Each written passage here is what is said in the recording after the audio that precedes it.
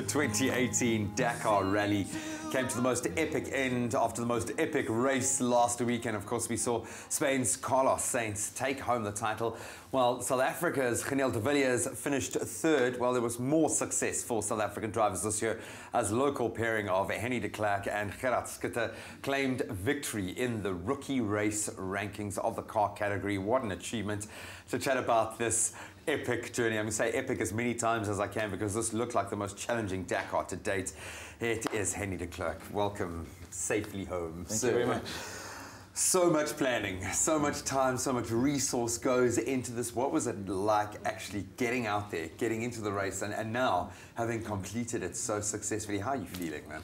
Yeah, I still think it's surreal. You know, it's difficult to think back because when you're at the Dakar, you're in a different world, you're in different time zones. You know, life doesn't exist. You're just in your car from sunrise to sunset. You get to the bivouac, you hand the car to the mechanics, and the next morning they hand it back to you. So you live in a completely different world, different, like I said, times. It doesn't make any sense.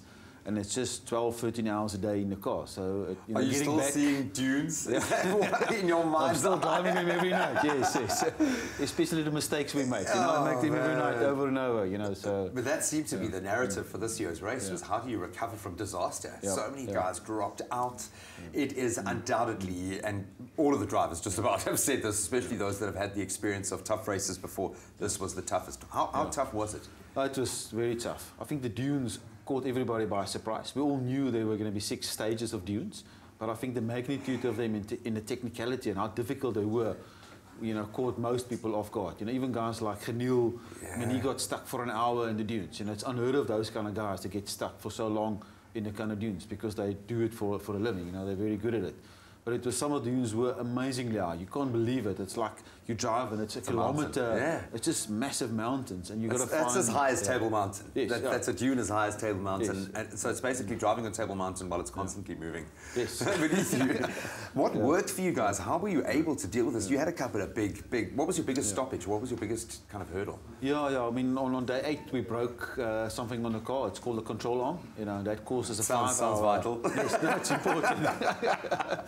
So it took us 5 hours to repair the control arm. Next to the road, eventually got at night, you know, we ran out of daylight. Then I was there with my cell phone, you know, lightning for Gerhard, trying to fix the car.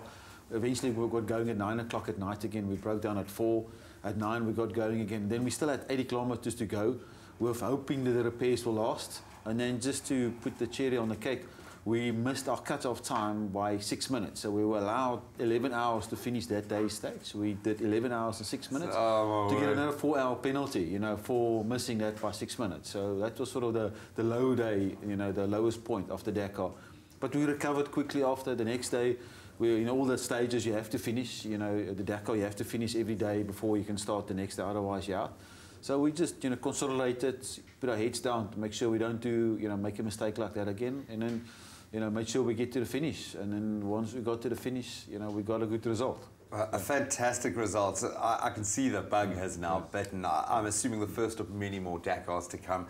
Just very quickly, what's next for you guys on the calendar? Yeah, so next year, the Morocco Desert Challenge in April. That's the immediate one for now that I want to take on. I want to get more sand experience. I love the sands in the Dakar. I think it was also a strong part of our approach to the Dakar. I spent a lot of time in Namibia coming up to this, so we're really looking forward to it. So now the Desert Challenge is the next thing. We expect more success, so congratulations to you and your team. An unbelievable Dakar coming to the most epic end.